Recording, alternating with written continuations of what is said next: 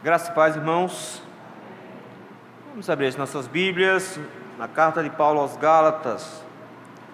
Como nós fazemos todo segundo domingo do mês, nós vamos dar continuidade ao estudo nessa carta, capítulo de número 3.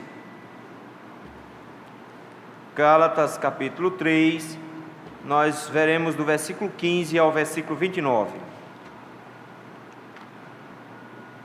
Diz assim a palavra do Senhor: Irmãos, falo como homem, ainda que uma aliança seja meramente humana, uma vez ratificada, ninguém a revoga ou lhe acrescenta alguma coisa. Ora, as promessas foram feitas a Abraão e ao seu descendente. Não diz e aos descendentes, como se falando de muitos, porém como de um só, e o teu descendente, que é Cristo. E digo isto: uma aliança já anteriormente confirmada por Deus, a lei, que veio 430 anos depois, não a pode abrogar, de forma que venha a desfazer a promessa. Porque se a herança provém de lei, já não decorre de promessa, mas foi pela promessa que Deus a concedeu gratuitamente a Abraão. Qual, pois, a razão de ser da lei? Foi adicionada por causa das transgressões, até que viesse o descendente a quem se fez a promessa, e foi promulgada por meio de anjos, pela mão de um mediador. Ora, o mediador não é de um, mas Deus é um. É porventura a lei contrária às promessas de Deus? De modo nenhum. Porque se fosse promulgada uma lei que pudesse dar vida, a justiça, na verdade, seria procedente da lei. Mas a Escritura encerrou tudo sobre o pecado, para que mediante a fé em Jesus Cristo fosse a promessa concedida aos que creem. Mas antes que viesse a fé, estávamos sob a tutela da lei, e nela encerrados para essa fé que de futuro haveria de revelar-se. De maneira que a lei nos serviu de aio para nos conduzir a Cristo, a fim de que fôssemos justificados por fé. Mas tendo vindo a fé, já não permanecemos subordinados ao aio, pois todos vós sois filhos de Deus mediante a fé em Cristo Jesus, porque todos quantos fostes batizados em Cristo, de Cristo vos revestistes. Dessarte não pode haver judeu, nem grego, nem escravo, nem liberto, nem homem, nem mulher, porque todos vós sois um em Cristo Jesus. E se sois de Cristo, também sois descendentes de Abraão e herdeiros segundo a promessa. Vamos orar? Muito obrigado, Senhor, pelo privilégio de estudarmos a Tua palavra hoje. Louvamos e Te agradecemos, ó Senhor, porque Tu tens sido muito generoso para conosco e tem nos dado, Senhor, da Sua palavra, da Sua orientação, para que pudéssemos, ó meu Pai, olhando para ela, encontrarmos a saída e a vitória em Cristo Jesus. Ajuda-nos, ó Senhor, a entendermos a Tua palavra hoje à noite. Abra os nossos olhos, o nosso entendimento, para que possamos compreendê-la, no nome de Cristo. Amém. Se tem uma pessoa com quem eu gostava na minha infância, era uma senhora chamada Dona Zefinha. Dona Zefinha morava na mesma rua que eu, somente algumas casas mais abaixo. E por que Dona Zefinha era tão querida de minha parte quando criança? É porque Dona Zefinha era louceira.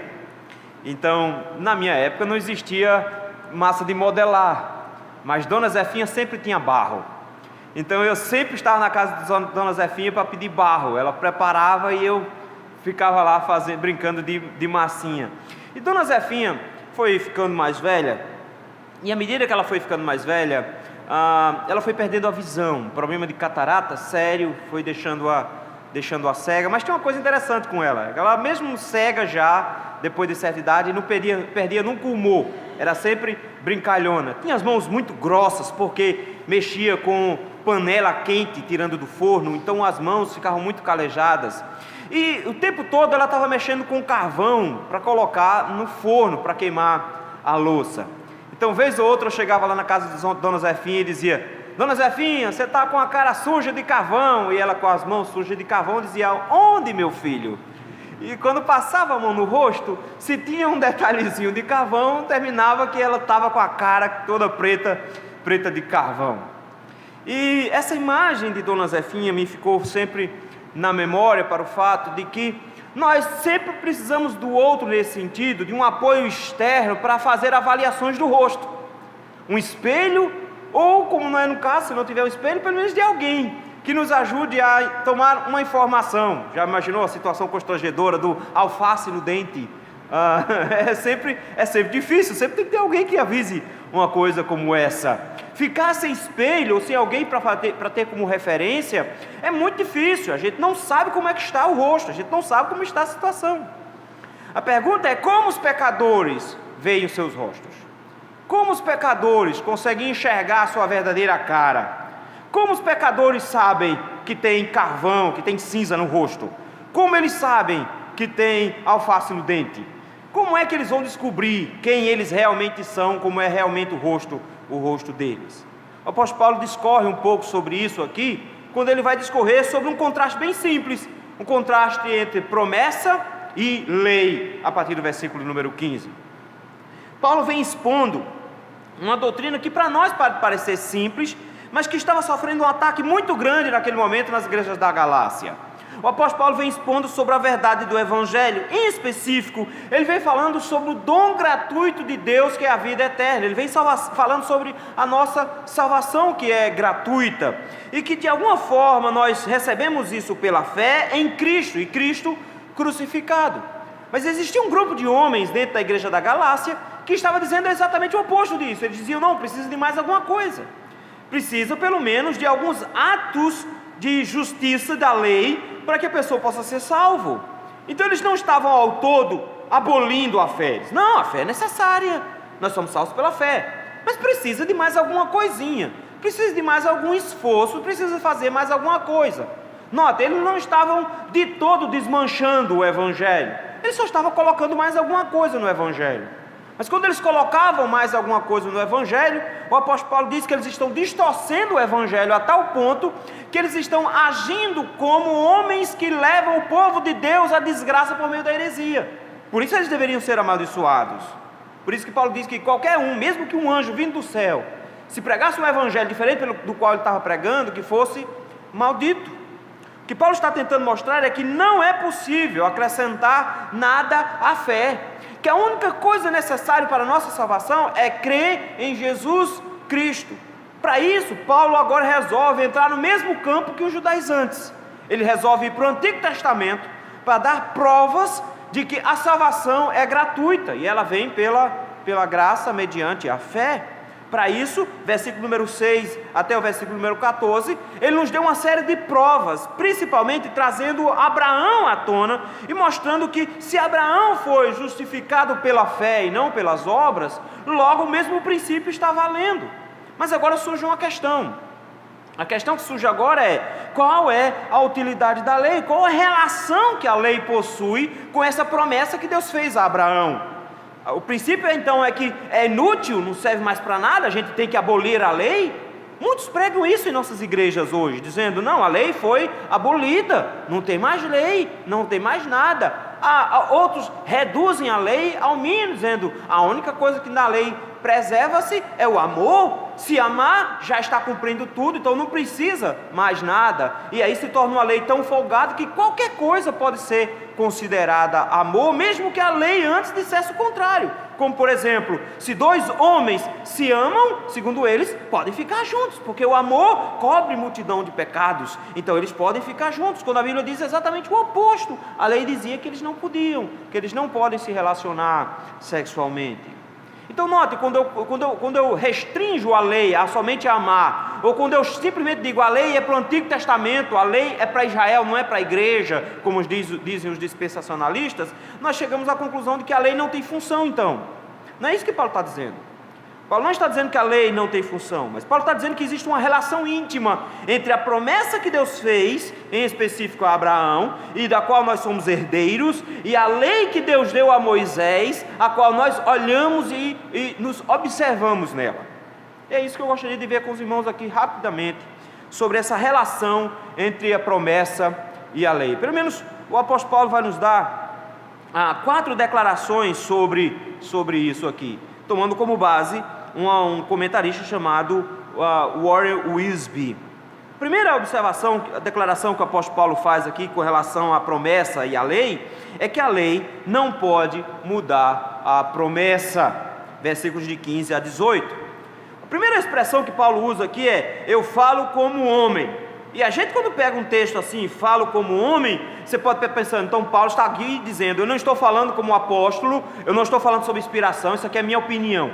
A impressão que se tem é que Paulo está dizendo isso, e não é. Na verdade, isso é uma expressão que Paulo usa, simplesmente para dizer que está trazendo uma comparação mais fácil de ser entendida.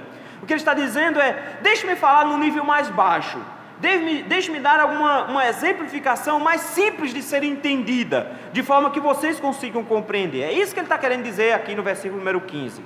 Falo como homem. E como é que Paulo pretende rebaixar a linguagem e apresentar um pouco mais simples a questão?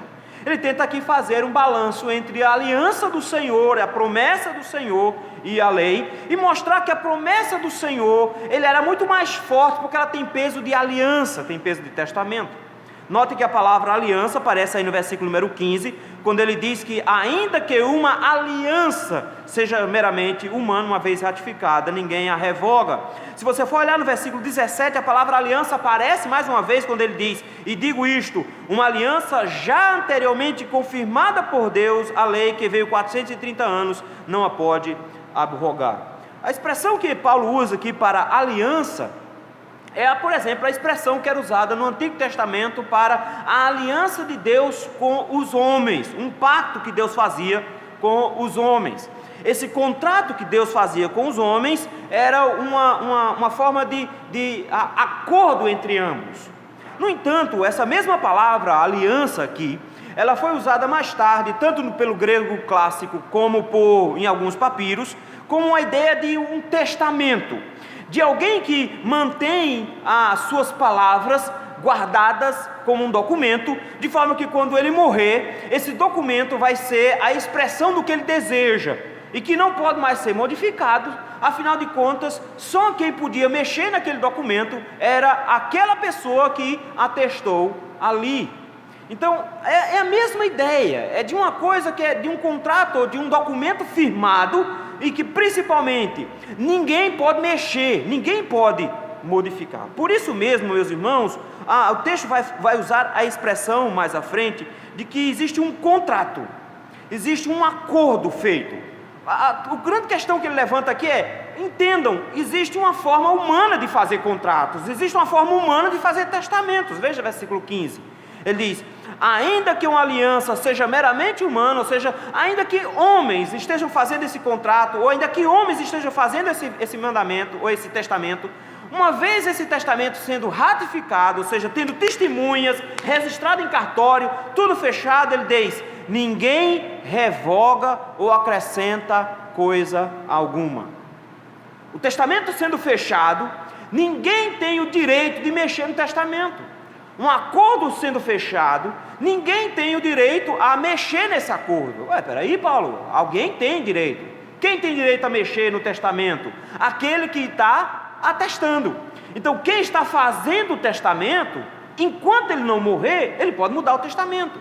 No Brasil não tem muito essa coisa de testamento, porque a lei obriga os pais a deixar a fortuna para os filhos. Então, mesmo que o pai diga que não quer deixar, o filho vai receber de todo jeito. Então, se você quer deserdar um menino, venda logo tudo antes de morrer, porque senão ele vai receber de todo jeito. Na América não, lá você atesta e o filho não recebe nada. Se você disser que não é para dar para ele, ele não vai receber nada. Mas enquanto aquele que está fazendo o testamento estiver vivo, ele pode chegar lá e mudar. Então ele pode a qualquer momento chegar dizendo, não deixo nada para ninguém, ou vou deixar tudo para fulano agora. Ele pode mudar enquanto estiver vivo. Quando se faz um acordo entre duas pessoas, as partes também podem mudar. No meio de um processo você pode chegar e dizer, não, eu acho que o nosso acordo, eu acho que o nosso contrato não saiu de acordo, a gente deveria modificar. Por exemplo, você compra um carro e descobre depois que os juros colocados sobre você eram abusivos, que não está de acordo com o mercado, que o preço que você está pagando no carro não está de acordo com o que todo mundo está praticando. Você entra na justiça e enquanto os dois puderem, eles vão ajustar esse acordo. Então, só quem pode reajustar o acordo é quem fez o contrato, seja o contratante ou o contratado. Pode mudar o acordo. É isso que Paulo está dizendo. Paulo está dizendo é que quando uma aliança, um contrato feito entre nós, uma vez ratificado, ninguém muda. Só quem pode mudar é quem está participando do contrato. Logo, o que Paulo está colocando aqui é que se entre os homens existe esse tipo de regra, esse tipo de regra é derivado de Deus. Nós olhamos para a maneira como Deus faz contratos e estabelecemos a maneira como nós fazemos contratos. É por isso que Paulo diz que é da mesma coisa com Deus, versículo número 16. Ele vai então dizer que existe um testamento que Deus vai dar, e a palavra que ele usa para testamento aqui, no versículo 16, é promessa. A palavra promessa é tão importante que ela vai aparecer 8 vezes aqui, só aqui nesses versículos. E o conceito que ele traz aqui é que Deus tinha prometido, como um testamento a Abraão, uma coisa. O que Deus prometeu a Abraão? Gênesis capítulo 12, versículos de 1 a 3. Em ti serão benditas todas as famílias da terra, abençoarei os que te abençoarem, amaldiçoarei os que te amaldiçoarem. Esses princípios dessa promessa, o apóstolo Paulo está dizendo que era na verdade um testamento, estava havendo um acordo, um contrato entre Abraão e Deus. E o que ele está colocando aqui é que como houve um contrato, ninguém pode mexer nesse contrato, ninguém pode modificar esse contrato. Pelo contrário, só existem 2 pessoas que poderiam mexer no contrato. Uma era Abraão, com quem foi feito a aliança. A segunda, Deus, que foi quem fez a aliança. Mas a coisa fica mais complicada, porque quando nós chegamos lá em Gênesis capítulo 12, nós descobrimos que Abraão não fez absolutamente nada. Abraão não diz uma única palavra, pelo contrário, Abraão fica calado. E em vários momentos Deus reafirma esse contrato e eles não contrapõem, porque quando Deus faz contratos, Deus não consulta os homens. Já parou para pensar nisso?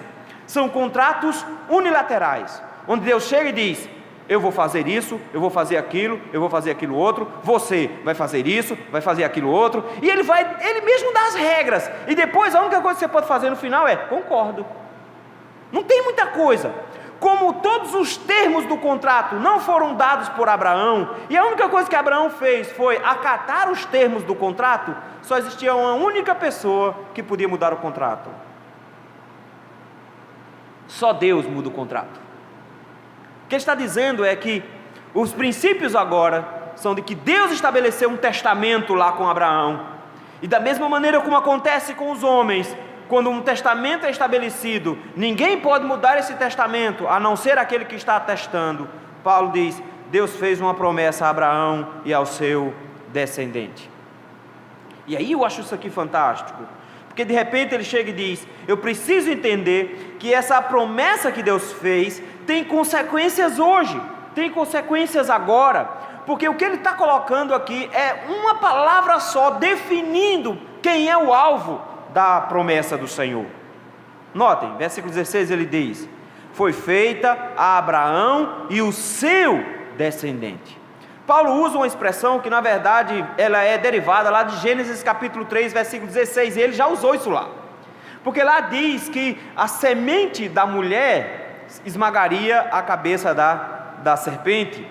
A pergunta é, por que Paulo se preocupa com essa palavrinha lá? É porque existiam outras palavras. Por exemplo, Deus podia ter dito que estava fazendo a promessa aos filhos de Abraão, aos descendentes de Abraão, mas o termo lá não é plural, o termo lá é um singular, e Paulo se apega ao singular, e Paulo diz, é só um, é a semente, é a descendência.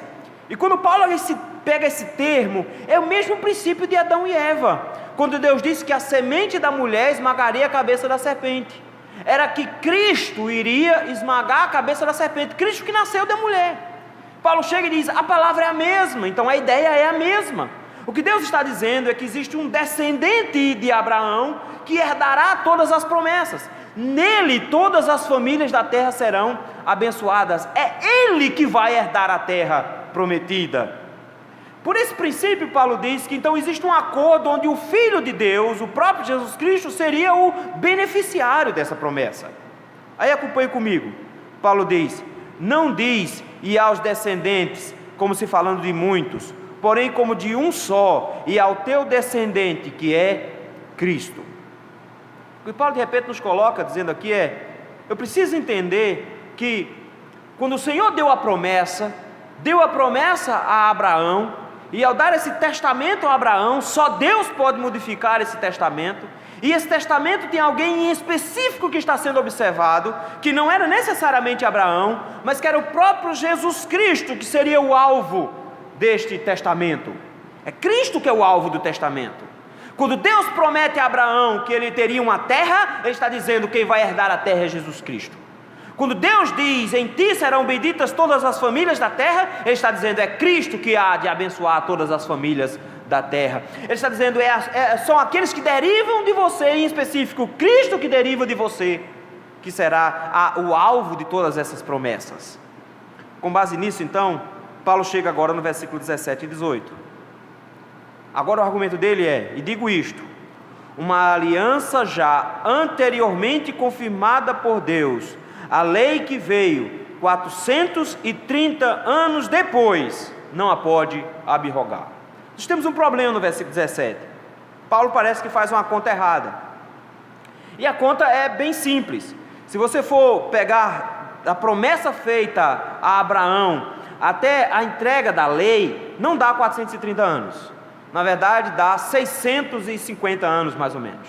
Então a gente chega e diz: Paulo errou, Paulo fez a conta errada. Mas é porque Paulo não está pensando na promessa feita a Abraão. Paulo está pensando na promessa que foi renovada em Isaac e renovada em Jacó. E da promessa renovada em Jacó até a lei chegando no Monte Sinai são 430 anos. É isso a conta que ele está fazendo. Ele está dizendo: entre o dia em que o Senhor renovou a promessa a Abraão em Jacó e o dia que o Senhor deu a promessa, temos um intervalo de 430 anos. Então a lei veio muito depois, mais de 400 anos depois da promessa. Então o que Paulo está colocando é que, se vocês dizem que a lei derrubou essa promessa, vocês estão dizendo que o Senhor de alguma forma desfez a promessa que fez a Abraão. Mas como se Deus desfez a promessa a Abraão, Deus desfez as consequências em Cristo. Se Deus desfez as consequências em Cristo, o que é que nós temos? Nós não temos nada. É isso que Paulo está colocando.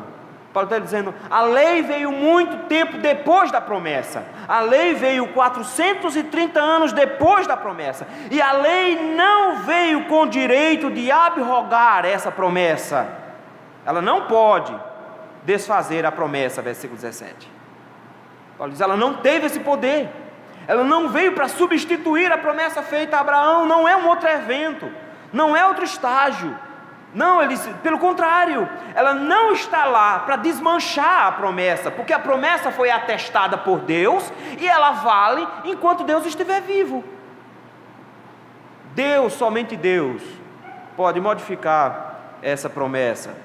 Por isso mesmo ele diz: os judaizantes, se eles estiverem corretos, dizendo que eu preciso da lei para a minha salvação, se eles estão corretos de que a lei é necessária para a salvação, logo a lei abrogou a promessa. Se a lei abrogou a promessa, ele diz: o que é que eu tenho? Eu não tenho mais nada. Eu não tenho Abraão tendo promessas, eu não tenho o descendente de Abraão recebendo a promessa, e eu não recebo da mão do descendente de Abraão nada. Eu não recebo de Jesus Cristo nada. É por isso mesmo que Paulo chega agora com o versículo de número 18. Ele diz: porque se a herança, ou seja, se o que nós recebemos de Cristo, se nós recebemos de Deus, provém de lei, o que é que eu preciso entender? Não decorre de promessa. Note que ele usa a palavra herança numa num acordo completo entre testamento, lá do versículo número 15, entre testamento do versículo 17, aliança. Ele está dizendo: o Senhor nos deu um testamento, e o testamento nos garante uma herança. Ele diz: se a herança veio por meio da lei, a lei desmanchou o testamento. Então, se a lei desmanchou o testamento, eu não recebo a herança pelo testamento que Deus deu a Abraão. Eu tenho que receber pela lei, porque ou é uma coisa ou é outra. Se a herança provém da lei, ele diz, então ela não pode vir da promessa. Só que de repente ele chega ao versículo 18 e fecha a questão dizendo: não, meus queridos, não foi assim que aconteceu. A nossa herança não veio no Monte Sinai. A nossa herança não foi prometida lá. A nossa herança não foi atestada lá. A nossa herança foi atestada em Abraão. É Cristo que é a nossa herança. E ela foi atestada lá. E tem mais, versículo 18. Ela foi atestada gratuitamente a Abraão. O que é que ele quer dizer com gratuitamente? Ele está dizendo: não foi exigido nada a Abraão. Já parou para pensar nisso? O que Paulo está levantando aqui é: o que foi que Deus exigiu a Abraão? Nada. Ele chegou para Abraão simplesmente e disse: vou fazer de ti uma grande nação. Abraão ficou só olhando, e ele diz: abençoarei os que te abençoarem. E Abraão olhando: amaldiçoarei os que te amaldiçoarem. E Abraão continua olhando, e Deus diz: em ti serão benditas todas as famílias da terra. E Abraão olhando: eu vou te dar uma terra a você e ao seu descendente. E ele olhando, ele não tem nenhuma atitude. O que o texto está dizendo é: Deus não disse nada a Abraão para ele fazer. Deus nem disse: então você vai ficar aqui. Não, ele não disse nada. Não tem nada que você fazer. Ele disse: olha, vá lá e tome posse. É por isso que ele diz: sai da tua terra, da tua parentela e vai para um lugar que eu te mostrarei. Ele só está dizendo: vai, toma posse da promessa, vá-se embora. Não existe nada em troca. Deus não coloca nenhuma condicional na promessa feita a Abraão. Deus não diz nenhuma vez se na promessa de Abraão. Ele só diz a Abraão o que é que Abraão quer para ser feito. O princípio que por trás que Paulo coloca é: eu preciso entender que Deus concedeu gratuitamente a Abraão a promessa. E eu agora tenho que decidir se a lei, quando veio 430 anos, desmanchou a promessa. Eu estou matando e desmanchando o testamento. Eu estou desfazendo o testamento. O que Paulo argumenta aqui é: lei nenhuma desmancha um testamento. Lei nenhuma desmancha uma promessa. Isso aqui é magnífico, meus irmãos, porque de repente Paulo nos lembra de que nessa relação aqui, a palavra do Senhor tem peso de lei. Que quando o Senhor promete, Ele não volta atrás, Ele não tem nenhum interesse, nenhuma intenção em voltar atrás. E quando o Senhor prometeu a Abraão, isso tem peso de documento, e que Ele não precisa de leis depois para reafirmar esse documento, porque quando Ele diz uma vez, já está dito, Ele não precisa reafirmar. E é confiando exatamente na promessa de Deus que Abraão vive. Abraão creu na promessa de Deus, e isso lhe foi imputado pela justiça. Abraão viveu antes da lei, por isso que Abraão não tinha uma lei em que crer nem que praticar. Abraão tinha somente uma promessa em que confiar. Era a única coisa que Abraão tinha. Isso nos leva, meus irmãos, a um segundo aspecto aqui no texto, nessa relação entre a promessa e a lei. É que a lei não é maior que a promessa, versículos 19 e 20. Surge aqui uma pergunta que vem de um judeu: para que serve a lei? Qual a razão de ser da lei? O motivo disso tudo, meus irmãos, é porque de alguma maneira os judeus ficaram muito impressionados com o que eles viram da lei, porque a promessa, quando é dada para o Senhor, do Senhor para Abraão, é numa noite estrelada, no meio do nada, tudo em silêncio, ninguém diz nada. Está lá Abraão do lado de fora, o Senhor diz: olha para cima, veja as estrelas do céu, quantas estrelas você está vendo, vai ser a sua descendência, você vai ser pai de uma grande nação, sem muito barulho, sem muito alarde, sem muita pirotecnia, não tem nada de pirotecnia. Mas a lei entregue no Sinai, ela vem cheia de pompa e circunstância. A lei no Sinai vem com fogo em cima do monte, vem com a nuvem espessa, vem com trovões, barulho de trombeta, vem com terremoto, vem com raios. Então tem muita pirotecnia. Eles olham para a pirotecnia da lei e dizem: se ela vem com tanto estardalhaço, logo ela é mais importante, ela é maior do que a promessa, porque a promessa veio quietinha, caladinha, sem muito barulho. Paulo diz: não, vocês precisam entender uma coisa. Vocês não entenderam a razão de existir da lei, e por isso vocês acham que a lei é maior do que a promessa, que a lei invalida inclusive a promessa. Olha por que vocês acham isso, versículo 19. Qual, pois, a razão de ser da lei? Se perguntaria. Foi adicionada por causa das transgressões. Paulo não disse e nunca vai dizer que a lei é desnecessária. Ele não está dizendo: a lei não serve, fica só com a promessa. Ele não diz isso. Quem diz isso são os antinomistas, os anomistas. Eles dizem isso. Paulo não diz isso. Paulo diz: eu não estou dizendo que a lei é para ser abolida, que a lei é descartada. O que eu estou dizendo é que nós temos salvação pela promessa e não pela lei. É isso que ele está dizendo. O que vale para a salvação é que Deus prometeu a Abraão e não o que ele entregou no Monte Sinai. Mas a pergunta aqui é: para que serve a lei? Paulo diz: eu preciso entender que a lei tem sim uma função. Ela foi adicionada por causa das transgressões. E é isso que é uma coisa interessante, porque é isso que torna a promessa maior do que a lei. O motivo é porque a lei, ela tinha prazo de validade, ela é temporária. Olha o que é que Paulo diz aí, versículo 19.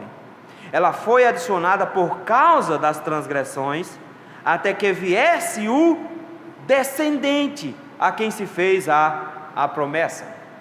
O que ele está dizendo aqui, meus irmãos, é que até que Cristo chegasse, até a vinda de Cristo, a lei estava lá para apontar o nosso pecado, para nos mostrar a nossa incompetência em salvar-se. O que ele está dizendo é que não é que a lei nos tornou pecadores, porque a lei humana funciona assim. A lei humana nos torna pecadores quando de repente ela transforma uma coisa que era legal, que podia ser feita, em uma coisa ilegal. Já parou para pensar? As ruas de Recife, como é que funcionam? Você entra numa rua num dia, no outro dia colocaram um monte de gelo baiano e ela virou contramão.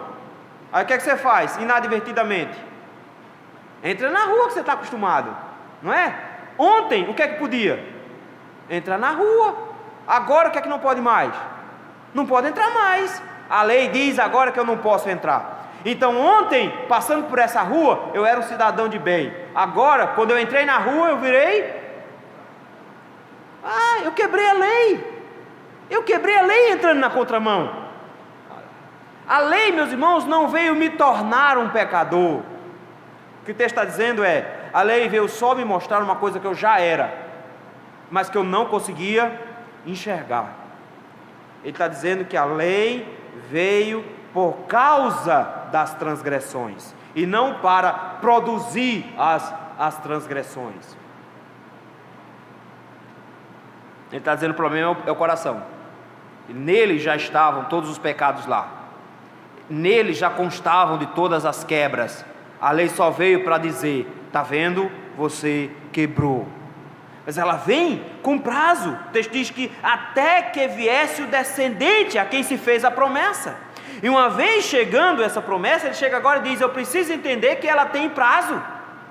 Ela funcionou durante um período muito específico, apontando para alguém que estava para vir. Ela estava apontando para Jesus Cristo.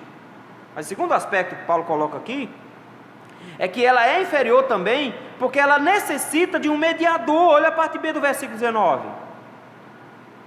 Paulo diz assim: e foi promulgada por meio de anjos, pela mão de um mediador. O tempo todo a Bíblia vai fazer referência dizendo que a lei foi entregue por mão de anjos. Como isso funcionou, a gente não sabe direito. Mas, por exemplo, Deuteronômio capítulo 33, versículo 2, Salmo 68, versículo 17, Atos 7, 5, 3, Hebreus 2, 2, todos eles dizem: a lei foi entregue por mão de anjos. O que Paulo quer dizer com a lei tendo sido entregue por mão de anjos? Ele está dizendo: a lei foi entregue em terceira mão, não é nem segunda mão. Ele está dizendo que o que aconteceu foi que Deus entregou a lei aos anjos, que os anjos entregaram a lei a Moisés, que Moisés entregou a lei aos homens. Paulo está dizendo que tem muito intermediário nesse negócio. O que ele está colocando é que esses intermediários tornam a lei mais fraca. Esses intermediários fazem com que a lei esteja sendo repassada. Enquanto a promessa, em contraste com a lei, não teve intermediário. Deus fez um acordo direto com Abraão. Deus falou diretamente a Abraão e não por meio de mediadores. Paulo está dizendo, a lei, ela finda sendo menor do que a promessa, porque ela tem prazo de validade. Em segundo lugar, porque ela foi mediada, ela veio por mão de um mediador. Em específico, ela veio por mão de 2 mediadores. Ela veio pela mão de anjos, depois veio pela mão de Moisés, para só então chegar na mão do povo. É por isso mesmo que ele chega agora no versículo 20 e diz: ora, o mediador não é de um, mas Deus é um. O que é que ele quer dizer com isso? O que ele quer dizer com isso é: a lei teve mediadores, mas a promessa não teve nenhum. Deus foi um. Deus falou diretamente com Abraão. Deus falou diretamente com Abraão. O fato, meus irmãos, de Deus ter feito a promessa diretamente a Abraão, diz Paulo, isso é prova de que a promessa ela é muito mais importante do que a lei nesse sentido. Porque Deus usou de mediadores para a lei, mas Deus falou diretamente a Abraão. Isso torna a lei um pouco menor do que a promessa. Afinal de contas, Deus mesmo se deslocou nesse ato. Ela é muito mais importante, mesmo não tendo o mesmo estardalhaço, mesmo não tendo a mesma pirotecnia que teve a entrega da lei. Ele disse, a promessa veio suave, veio caladinha, mas ela veio diretamente de Deus. Paulo olha, meus irmãos, e diz, existe um princípio aqui por trás, que nós não podemos nos impressionar com coisas secundárias, achando que porque uma coisa é muito espalhafatosa, ela tem mais valor. A gente brinca no sertão dizendo isso, sobre ovo de pato e ovo de galinha. Por que é que o ovo de pato, mesmo sendo maior, é mais caro do que um ovo de uma galinha? Aí a gente brinca dizendo, é porque a galinha faz propaganda quando coloca o ovo, o pato fica calado, aí não vale menos. A gente fica achando que uma coisa que é feita propaganda, ela se torna mais importante. Aí você dá R$1.000 numa calça que já veio rasgada, porque a propaganda parece que torna aquilo ali mais importante. Paulo diz, não se engane com a propaganda, não se engane com o espalhafatoso que foi a lei, porque na lei, ela teve com prazo de validade até descendência, até Cristo chegar. A lei veio por mão de mediadores, mas a promessa veio diretamente de Deus para Abraão, falando do descendente que haveria de vir em cumprimento dessa lei. Paulo diz, então você não pode achar que a lei é maior do que a promessa, porque a lei não é maior em nada do que a promessa. O que nos leva a um terceiro aspecto nessa relação entre a promessa e a lei, é que a lei não é contrária à promessa. O que Paulo está dizendo é que uma não veio desmanchar a outra, versículo 21. Pelo contrário, aqui tem uma pergunta muito clara, que você parece que está ouvindo um judeu falando. Ele diz, então, porventura a lei é contrária à promessa de Deus? Parece que Paulo está dizendo isso, parece que o tempo todo Paulo está contrapondo a lei com a promessa, como se uma anulasse a outra. É como se Paulo está dizendo, ok, a lei não anula a promessa, mas por outro lado você está dizendo que a promessa anula a lei. Paulo não está dizendo nenhuma coisa nem outra, está dizendo, não, elas vieram para cooperar uma com a outra. A lei e a promessa, elas andam juntas. Então notem, meus irmãos, nem dispensacionalista, nem antinomista dizer que a lei não serve, que a lei é coisa para o Antigo Testamento e deixa para lá, mas também não legalista, não farisaico para dizer que só a lei e não a graça. Ele diz, não, nenhuma coisa nem outra, porque vocês não estão entendendo que elas andam juntas. Versículo número 21, a lei não foi dada para oferecer vida, eu preciso de outra fonte de vida, diz o apóstolo Paulo. É porventura a lei contrária às promessas de Deus? Resposta de Paulo, de modo nenhum. Por quê? Porque se fosse promulgada uma lei que pudesse dar vida, a justiça, na verdade, seria procedente da lei. O que Paulo está dizendo é, vocês não entenderam o motivo da lei. O que ele nos coloca aqui é que a lei não veio para nos fazer viver. A lei não foi dada para dar vida. Pelo contrário, A lei veio para dar a base para a morte. A lei veio confirmar a morte, porque a alma que pecar, essa morrerá. E quem não cumpre todos os preceitos da lei, quem cai num, a Bíblia diz que essa pessoa quebrou a lei toda e ela morre. Então o que ele está dizendo é que a lei não veio de repente para me salvar, ela não veio da vida, não foi essa a finalidade da lei. Se ela não veio da vida, para que Deus deu um negócio desse? Já parou para pensar? Se a lei não serve para me dar vida, se a lei não serve para me motivar a viver a vida cristã, se a lei não é para isso, se a lei não veio me salvar, para que o Senhor deu a lei no processo? O apóstolo Paulo diz, olha aí, a lei veio para encerrar a todos debaixo do pecado, versículo de número 22. Mas a Escritura, e a Escritura aqui ele está falando da lei, mas a Escritura encerrou tudo sob o pecado, para que mediante a fé em Cristo fosse a promessa concedida aos que creem. O que Paulo coloca, meus irmãos, aqui é o princípio do espelho. Paulo está dizendo, o que a lei veio fazer foi na verdade mostrar a minha cara como ela realmente é, porque sem um parâmetro eu não consigo saber o que é certo e o que é errado. Sem um parâmetro eu não consigo saber o que é correto e o que não é. Com base nisso, Paulo diz, eu preciso então de alguma coisa que me diga se eu estou com a cara suja ou não, mas eu não lavo a cara com o espelho, eu não lavo a cara com a lei. A lei só me diz quem eu sou, a lei não me diz como mudar, a lei não me dá força para mudar, a lei não me dá força para melhorar, ela só diz a pessoa ruim que eu já sou. É por isso mesmo que as expressões que o apóstolo Paulo usa aqui são duríssimas. Ele diz que a lei encerrou tudo sob o pecado. A lei veio nos guardar todos debaixo desse pecado. A lei veio nos manter debaixo desse pecado. Mas para que ela veio nos encerrar debaixo desse pecado, Liz? Para que quando todos soubessem que estão debaixo do pecado, encontrassem todos uma única saída. Mas para que serve a lei, Liz? A lei veio para nos fechar todas as portas.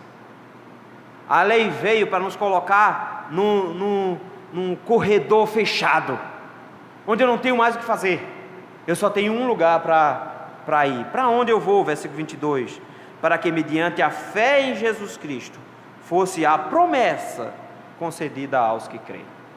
Mas para que serve a lei? A lei serve para impedir que a gente vá para outro caminho. Quando você vai tanger animais de rebanho, você não vai necessariamente na frente, você vai atrás dele. E tem umas coisas que a gente faz que facilitam a nossa vida. Por exemplo, como colocar um rebanho de gado dentro de um caminhão. Como é que a gente faz isso? Já parou para pensar? Não é tão fácil. Você não pode pegar um boi um por um e ir arrastando um por um e jogar lá dentro. Vai passar uma semana e você não consegue colocar tudo lá dentro. Mas tem algumas coisas bem simples. Primeiro, a gente faz uma rampa que fique na altura do caminhão, de forma que quando o caminhão vier de traseira, aqueles caminhões grandes, eles venham de traseira, a rampa fique na mesma altura da porta. Primeiro. Segundo, a gente faz uma cerca que vá afunilando, tipo funil mesmo. Ela começa bem aberta e vai fechando, vira um corredor, e depois desse corredor dá de cara com a porta do caminhão. E o que é que a gente faz? A gente vem atrás empurrando a boiada, a gente assusta a boiada mesmo, a gente bate, a gente faz barulho, e eles vão lá desesperados, eles estão tentando fugir da gente, mas de repente eles chegam num curral que está fechando. Quando o curral está fechando, eles não querem voltar por cima da gente, porque eles têm medo da gente, então eles tentam se espremer. Como eles veem que não conseguem se espremer, eles precisam ir um atrás do outro, e eles entram na fila do corredor, e quando eles veem a fila do corredor, o de baixo empurra da frente, quando pensa que não, está todo mundo lá dentro. Entra todo mundo, fecha a porta, pode trazer o próximo caminhão, que já está todo mundo lá dentro, esperando só entrar. Eles entram sozinhos, e entra tudo rápido. O apóstolo está dizendo, para que serve a lei? A lei veio funcionar como esse jiqui, ele veio funcionar como esse corredor, nos tranca. Ele chega e diz: para onde eu vou? Atrás tem uma coisa, do lado eu tenho outra, de outro lado eu não tenho, para onde eu vou? Não tenho saída, eu estou trancado. Aí de repente um diz: não, tem uma saída aqui. Paulo diz: a lei veio para colocar todo mundo no mesmo cercado, no mesmo tudo sobre o pecado, para que mediante a fé a promessa seja concedida aos que creem. Paulo diz: é a promessa que salva. Quem dá vida não é a lei. Quem dá vida é a promessa do Senhor. E eu acho interessante esse aspecto que Paulo usa aqui de guardar sob a tutela, que ele vai apresentar a partir do versículo número 23 ao 26.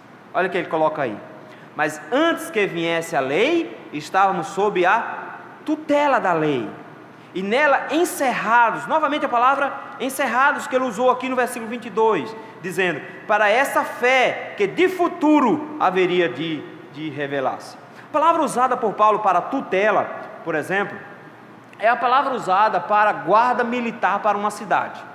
Então, era uma guarda de exército para a cidade, não para fora, mas para dentro da cidade. Como é que ela funcionava? Primeiro, ela funcionava guardando os próprios cidadãos de invasão. Então elas funcionavam exatamente protegendo os cidadãos, mas ela tinha uma segunda função. A segunda função, na verdade, era não permitir que o cidadão fugisse quando a cidade estivesse cercada, porque podia ser que alguém mais frouxo quisesse escapar da cidade. Então, na verdade, essa guarda militar, quando a cidade era cercada por um exército inimigo, ela transformava a cidade numa prisão. Era isso que ela fazia. E Paulo chega agora dizendo que o que a lei fez conosco foi transformar-nos numa prisão. A lei nos guardou, nós estávamos sob a tutela da lei, nós estávamos guardados pela lei, mas nós estávamos então, na verdade, aprisionados por ela. A lei veio para nos, literalmente, engaiolar. É essa a ideia que o apóstolo Paulo usa aqui. Ela veio nos colocar numa gaiola. Isso aí que ela fez. Então note que Paulo diz, por exemplo, essa aqui é a mesma expressão que é usada no capítulo 5 de Lucas, quando fala de lançar as redes e de trazer todos os peixes numa única rede. É a mesma ideia, está todo mundo lá na mesma rede, está todo mundo lá preso, está todo mundo lá mantido preso. Mas de repente ele chega e diz: mas antes que viesse a fé, nós estávamos então presos pela lei, estávamos amarrados a ela, nela encerrados. Para quê? Para que essa fé que de futuro haveria de revelar-se. A lei nos manteve presos até o dia que chegasse o cumprimento da promessa. Até que chegasse Cristo, nós estávamos lá presos. E aí vem a segunda imagem que o apóstolo Paulo usa no versículo 24. Ele diz: de maneira que a lei nos serviu de aio. O que era um aio? Quando você pega a palavra aio, geralmente as pessoas ligam ao nome moderno dela. A palavra é pedagogo, só pensa logo em professor. Mas na verdade não era um professor, isso era um escravo. E esse escravo eram geralmente escravos que tinham maior conhecimento, tanto de leitura como de status social. Porque quando a gente pensa em escravo, a gente pensa em escravos africanos no Brasil. Mas na época os gregos tinham escravos ricos, pessoas que eram ricas e que tinham ficado pobres por algum motivo, que eram de famílias ricas e que tinham ficado pobres e viravam escravo. Então de repente você tinha alguém extremamente chique e elegante como escravo. E o que eles faziam? Pegavam essas pessoas com maior cultura, com maior conhecimento e colocavam sob a tutelando as crianças. Então a criança tinha literalmente um aio. Acontece que esse aio ele servia basicamente para ir buscar a criança na escola, trazer a criança na escola, mas também para ensinar tudo dentro de casa, comportamento, como ele deveria lidar com as pessoas, como ele deveria se vestir. Então ele funcionava mais ou menos como uma governanta da casa, inclusive batendo na criança quando ela desobedecia. Então o aio tinha o direito de bater na criança se ela fizesse uma coisa errada, porque ele tinha a responsabilidade de instruir essa criança no caminho que ela deveria andar. Paulo diz, então o que a lei fez? Primeiro, ela nos prendeu, versículo 23. Segundo, ela nos serviu de aio para nos conduzir a Cristo. Além de nos colocar numa prisão, a lei então chega agora e funciona para nós como um senhor de escravos, que está nos conduzindo como uma criança pela mão. Olha só que coisa. De maneira que a lei nos serviu de aio. Para quê? Para nos conduzir a Cristo, a fim de que fôssemos justificados por fé. Paulo está dizendo, o que é que a lei fez? Como essa pessoa encarregada de ajudar crianças, ela nos leva até Cristo, para que nós fôssemos justificados pela fé. Só que tem uma coisa bonita aqui. O que acontece quando a gente chega a Cristo? O que acontece quando a gente chega diante da promessa cumprida? Versículo 25 e diante. O que acontece versículo 25. Mas, tendo vindo a fé, ou seja, chegando Jesus Cristo, já não permanecemos subordinados ao aio. O que ele está colocando aqui, meus irmãos, é que de repente vai chegar uma hora na vida que a criança deixa de ser tutelada, que a criança deixa de ser acompanhada por um aio. E a fé em Cristo é o que nos livra desse aio. Eu não preciso mais, eu não preciso estar mais preso. Por que eu não preciso estar mais preso? Porque agora eu posso correr para onde eu quiser? Ele disse, não, porque agora eu tenho a lei guardada de forma diferenciada em meu coração. A lei me levou até Jesus Cristo, e uma vez encontrando Jesus Cristo, eu agora fui justificado pela fé. E uma vez justificado, o aio não tem mais nenhuma serventia. Ele não serve mais para nada. Daí então o versículo 26, Paulo diz, pois todos vós sois filhos de Deus, mediante a fé em Cristo Jesus. Ele diz, nós somos filhos de Deus. A fé nos tornou filhos de Deus, e porque a fé nos tornou filhos de Deus, Deus nos deu um aio até o dia que nós atingíssemos a fé. Deus, como um bom pai, nos deu um pedagogo para nos disciplinar, para cuidar de nós, nos manter na linha, não deixar que a gente fizesse besteira a vida toda, até que chegando à fé, Ele nos salvasse. A lei então, meus irmãos, não é contrária à promessa. Paulo diz, elas andam juntas. Elas andam juntas porque sem a lei eu não consigo ver quem eu sou. Sem a lei eu não saberia da necessidade que eu possuo. É por isso que o evangelismo de Jesus te ama, o evangelismo de você é importante para Deus, Deus tem um plano na sua vida, não é evangelismo, porque eu não tenho nenhuma necessidade de Deus. Eu não preciso de Deus. Para que eu preciso dele? Eu tenho minha vida, eu trabalho, eu vou para um canto, eu ganho meu dinheiro, eu pago minhas contas, eu tenho minha mulher, tenho meus filhos, para que eu preciso de Deus? Os homens não sabem que precisam de Deus. O que a lei faz? A lei mostra a nossa cara como nós realmente somos, e ao mostrar a nossa cara, ela nos prende para lembrar, você não presta. É basicamente você pergunta, você acha que vai para o céu? Você acha que é uma boa pessoa? Sou uma boa pessoa. Me diz uma coisa, você já desobedeceu o seu pai? Alguma vez na vida? Já, então você já quebrou o 4º mandamento. Me diz uma coisa, quando você era menino, já desejou o brinquedinho de alguém? Já quebrou o 10º. Já quebrou o 10º. Já pegou o brinquedo do coleguinha emprestado e não devolveu? Já, eita, já quebrou mais um, já furtou. Já olhou para uma mulher com intenção impura? Não, olhei para um homem. Então faz o mesmo efeito. Não tem jeito. Adivinha o que aconteceu? Quebrou o mandamento também. O que a lei está fazendo? A lei está te cercando e dizendo, você não é uma boa pessoa que você pensa que é. Você não é o cara legal que você pensa que é. A lei me cerca de todos os lados para dizer, olha aí, você não tem saída. Para que a promessa de Cristo apareça dizendo, está aqui uma saída. Creia no Senhor e você vai ter vida. A lei não vai produzir isso. E ela então vai pegar-nos pela mão e nos entregar a Cristo. É por isso que não existe evangelismo sem a lei, porque a lei mostra para os homens a sua condição, para que eles olhem em Cristo, a única solução. Que nos leva, meus irmãos, a um quarto e último aspecto nessa relação entre a promessa e a lei, é que a lei não pode fazer o que a promessa faz. Veja aí versículo 27. Paulo diz, porque todos quantos foste batizados em Cristo, de Cristo vos revestistes. A lei não tem poder para justificar o pecador, a lei não consegue fazer isso, pelo contrário, A Bíblia é muito clara quando diz que Deus não justifica o ímpio, Êxodo capítulo 23, que Deus não torna o pecador inocente, que Ele nunca vai fazer isso, porque Ele é justo, e como justo Ele nunca vai dizer que alguma coisa é justo se não for. E de repente Paulo chega em capítulo 4 de Romanos e diz que Deus justifica o ímpio. Mas peraí, se Deus não inocenta o ímpio, como é que Deus justifica o ímpio? É porque Ele está nos lembrando, meus irmãos, de que a lei veio para apontar o pecado, mas que só Cristo veio para nos apontar a saída dele.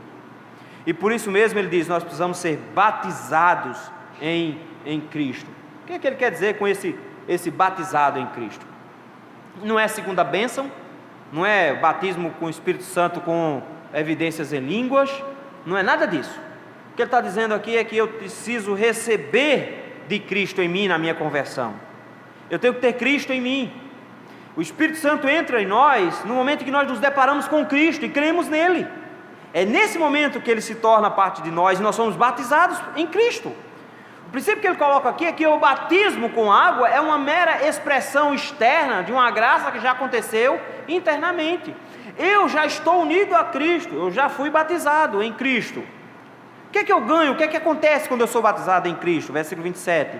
Porque todos quando fostes batizados em Cristo, de Cristo vos revestistes. E é isso aqui, eu acho uma coisa interessante. O que é que Paulo quer dizer com revestir-se de Cristo? Existe a ideia de que o apóstolo Paulo vai usar, por exemplo, nos Efésios, de revestir-se, vestir-se da armadura de Deus, que é do próprio Jesus Cristo. Mas nesse contexto aqui, Paulo está contrastando no versículo 27, o versículo de número 24, onde fala que a lei foi nos entregue como um aio. O que acontecia na verdade é que uma criança, ela era acompanhada por um aio durante um certo período. Mas chegava uma hora que os pais olhavam para ela e diziam, não é mais criança. Antigamente isso era muito claro. A gente dizia antigamente que para de usar calças curtas. Lembram? Você vai ver um monte de foto antiga desse jeito. Os meninos de terno com short. Já viram isso? Tem um monte de foto antiga assim. Porque criança usava terno, mas usava com calça curta. Quando é que ele se tornava um homem? Quando a calça cobria até o pé.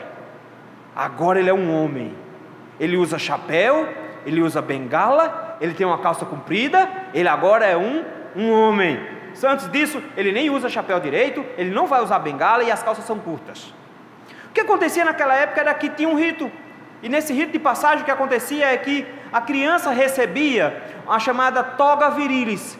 Era uma toga de um cidadão romano, de um adulto, com o mesmo formato de uma toga de um adulto. Então ele passou a vida inteira se vestindo feito criança. De repente os pais chegavam e diziam, você agora é um homem, você agora vai ganhar uma roupa de um homem, de um cidadão romano. E quando esse menino vestia a roupa de um cidadão romano, adivinha o que é que ele não tinha mais? Um aio. O aio era dispensado. Ele era dispensado porque a partir daquele instante, em tese, essa criança não podia mais ser espancada por ninguém. Ela estava protegida. Lembra que o apóstolo Paulo vai reclamar quando bateram nele? E ele diz, como vocês batem num cidadão romano sem processo? Ele está dizendo, vocês não podem bater no cidadão romano. Vestiu a toga virilis, não se pode mais apanhar. Como é que o aio iria bater nessa criança? O que é que ele pode exemplificar para essa criança? Ele não podia mais fazer nada com essa criança. Agora essa criança era um adulto. E agora adivinha quem mandava naquele escravo? Essa criança. Ela agora dava ordens ao escravo. O que Paulo chega agora e diz, vocês vestiram essa roupa que torna vocês adultos, que torna vocês maduros. Vocês agora não são mais meninos não, vocês agora são homens, são pessoas crescidas. Vocês se revestiram do próprio Jesus Cristo. O que ele está dizendo, meus irmãos, não é que a lei foi abolida, que a lei ficou para trás, que o Senhor não precisa mais da lei. Ele está dizendo, não, meu filho, é que a promessa consegue fazer umas coisas que a lei não consegue. A lei não consegue mudar o coração, mas a promessa muda o coração e amolda a lei. Lembra quando você era menino? Tomar banho era moleza, não era? Os pais, quem tem filho pequeno, sabe como é que funciona o negócio. É difícil achar um menino que gosta de tomar banho, a não ser que seja na banheira, na piscina, na bacia. Aí eles adoram, mas tomar banho para ir dormir. Me lembro na minha época, toda noite, quando dava 6 horas da noite, depois da hora do anjo, claro, que tinha que ouvir a hora do anjo no rádio. Aí quando passava a oração, ela rezava, aí a gente podia sair. Aí ia para a rua, aí ia brincar. Meu amigo, um chão de terra batida lá no sertão, um calor de 40 graus, a gente corria. E corria e ia para cima e para baixo, e na hora de dormir, voltar para dormir. Tem que tomar um banho, aí era o problema. Não dava para tomar banho não. Aí a minha mãe, lava os pés, lava a mão e lava o rosto para ir dormir pelo menos. Não tinha jeito, ficava xerox do corpo na rede, mas tudo bem. Tinha hora que ela pegava a força e tava aquele cordão de grude no pescoço. Esfrega esse pescoço. Era uma confusão para tomar banho. Calor da mulher, mas tomar banho era difícil.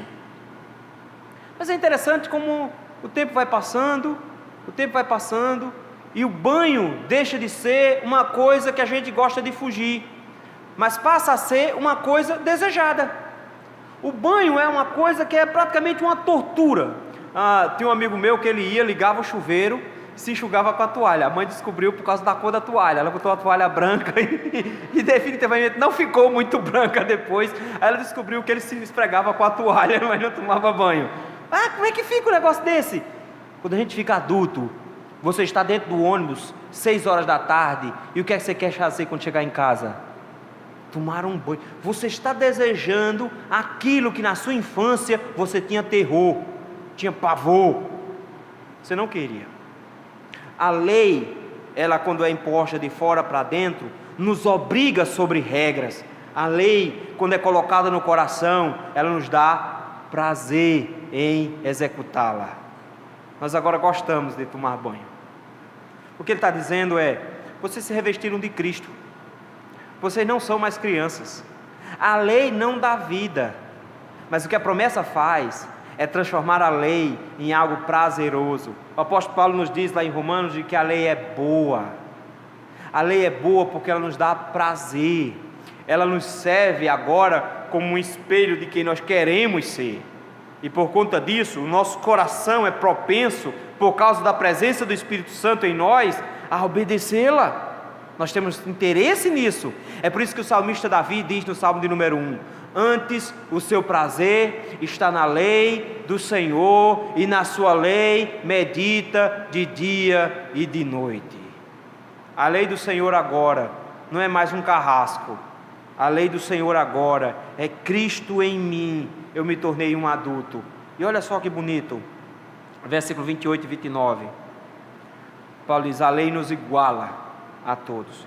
Ele não está dizendo que na igreja não vai ter mais isso. Ele não está dizendo que todas as estruturas sociais são desmontadas em Cristo. Ele não está dizendo isso. Porque quem é judeu, continua judeu. Quem é grego, continua grego.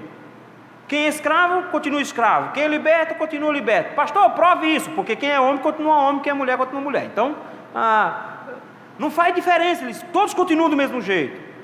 Ele diz: mas a salvação não depende de quem quer ou de quem corre, mas de usar Deus de misericórdia. E uma vez encerrados debaixo da salvação de Cristo, não há mais distinções entre nós.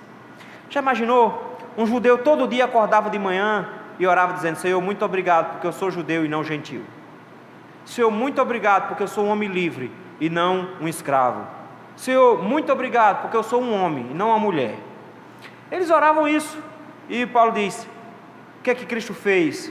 Cristo agora, meus irmãos, trouxe a nós união, de forma que agora não tem mais nem judeu, nem grego. Paulo está dizendo: não, meu filho, não é que o judeu tem um jeito e o grego tem outro. Porque tanto o judeu como o grego, quando olham para a lei, vê um cercado que leva-o para Cristo. E todos são salvos, todos igualmente em Cristo. Já imaginou que conforto ele está dizendo? Ele está dizendo: não existe mais cidadão de segunda classe no reino de Deus. Não existe gente especial, gente menos especial, todo mundo é igual. Além disso, olha que conforto ele está dizendo para uma multidão de escravos que tinha nessa região. Ele diz: não existe nem escravo, nem livre. Não importa se você é escravo, não importa se você é patrão. Ele diz: o importante é que você é salvo do mesmo jeito que o seu senhor de escravos é. Somos salvos do mesmo jeito. Não importa se você é homem ou se você é uma mulher. Naquela época as mulheres eram muito massacradas. Eles, não importa. Todos vós sois um em Cristo. Cristo, meus irmãos, nos une, nos torna um só. Porque todos nós agora somos colocados debaixo da mesma promessa. É esse aspecto que ele está colocando. Ele está dizendo, a promessa não nos divide, a lei nos divide, promessa não. Por que a lei divide? A lei divide porque você começa a achar que você cumpre mais a lei do que o seu vizinho. Geralmente os pecadores olham para os vizinhos quando querem se achar puros, santos. Você é pecador, eu sou, mas meu vizinho. Quando escuto um sermão um pouco mais duro, se fulano tivesse aqui, não foi para mim, mas se fulano tivesse aqui, era para ele esse sermão. A gente sempre olha para o outro quando procura a lei. Mas o que é que a graça faz? A graça chega agora e diz, todos são iguais. Todos são iguais. Não há distinção entre você e eu, não há distinção entre nós, porque todos somos encerrados debaixo da mesma promessa. E olha que bonito, quando ele coloca agora, se todos nós somos salvos por Cristo, se nós todos somos um em Cristo, versículo 29, se sois de Cristo, o que é que nós somos agora? Descendentes de Abraão. Como nós somos descendentes de Abraão? Isso é simples, meu filho. Cristo é a promessa. Quem se une a Cristo é descendente, porque Cristo é o descendente de Abraão. Para quem foi que Deus prometeu? Para Abraão e o seu descendente. Se você se uniu a Cristo, e você e Cristo são um só, o que é que você ganha? Tudo que Cristo ganha. Todas as promessas que apontavam para Cristo se cumprem também para você. Você recebe também. Somos herdeiros segundo a promessa. Que promessa? Que vai dar uma terra prometida a cada um de nós. Que nós seremos uma grande nação e que nós abençoaremos o mundo todo. Foi essa a promessa que Deus deu a Abraão. Paulo diz, eu sou herdeiro dessa promessa agora. Eu sou herdeiro dessa promessa não por causa da lei, porque a lei não me deu essa promessa. Eu sou herdeiro dessa promessa porque eu creio em Cristo, que é o herdeiro da promessa. Eu me uno a Cristo, atingindo a maturidade cristã nessa promessa, e eu agora recebo todas as bênçãos de Cristo nessa promessa. É por isso que Cristo é nos apresentado, meus irmãos, como aquele que divide conosco a sua herança. Nós somos filhos de Deus, co-herdeiros com Cristo das mesmas promessas. Co-herdeiros com Cristo. Paulo diz, a promessa fez isso, não foi a lei que fez isso. Não foi a lei que nos uniu a Cristo, não foi a lei que nos garantiu a promessa do céu, não foi a lei que fez isso. A lei só serviu para me mostrar que eu não consigo, mas foi a promessa, a crença na promessa de Deus, que nos tornou um com Cristo e nos fez herdeiros da promessa de Abraão. Não é a lei, não foi a lei. Queridos, isso é importante nós observarmos, porque cada dia que passa, as igrejas estão voltando mais para a lei, como se a lei fosse dar vida às pessoas e fosse salvar as pessoas, e estão se acrescentando coisas, do tipo, você tem que crer em Cristo, mas também tem que... Não, toda vez que alguém diz também, esse também não está na Bíblia. Não existe nada requerido a nós, ponto. A Bíblia nos ensina que nós precisamos crer em Jesus Cristo e somos herdeiros da promessa. E no momento que nós cremos em Jesus Cristo, o Espírito Santo entra em nós. E no momento que o Espírito Santo entra em nós, nós nos revestimos de Cristo. E se nós nos revestimos de Cristo, nós nos unimos a Cristo. E se nós estamos unidos a Cristo, nós recebemos as bênçãos da promessa, que é Cristo. Tudo que eu preciso é crer. Agora, o que princípio por trás aqui é que, uma vez revestido de Cristo, o meu coração será transformado, e eu vou reagir em santidade, porque eu quero ser igual a Cristo. Eu vou reagir em justiça, porque eu quero parecer cada vez mais com Cristo. Eu vou olhar para a lei e ver a imagem de Cristo e dizer, é isso que eu quero ser quando crescer. Eu agora vou ter prazer na lei do Senhor, porque o Espírito Santo que habita em mim vai me fazer olhar para a lei com o fator correto. Não como alguém que quer ser salvo e quer ser melhor, mas como alguém que quer se parecer mais com aquele que o salvou, aquele que quer se parecer com Cristo. Meu irmão, você tem carvão no rosto, mas também tem carvão nas mãos. Quando eu disser para você, igual eu disse para a dona Zefinha, você tem carvão nas mãos, você tem carvão no rosto, o que você vai fazer? Nós somos levados hoje a ver que a lei do Senhor precisa ser observada, que ela não é anulada pela promessa, mas que ela também não é inferior em tudo, que ela tem função conjunta com a promessa, que ela nos ajuda. Então, ao invés de ficar se declarando livre da lei, ao invés de ficar se declarando salvo, e uma vez salvo, não importa mais, ame e você vai ter cumprido a lei, ao invés de estar se declarando assim, a Bíblia nos convida a olharmos para a lei com a função que ela realmente tem, não de nos dar vida, não de nos salvar, mas a única maneira possível de eu descobrir que preciso ser salvo.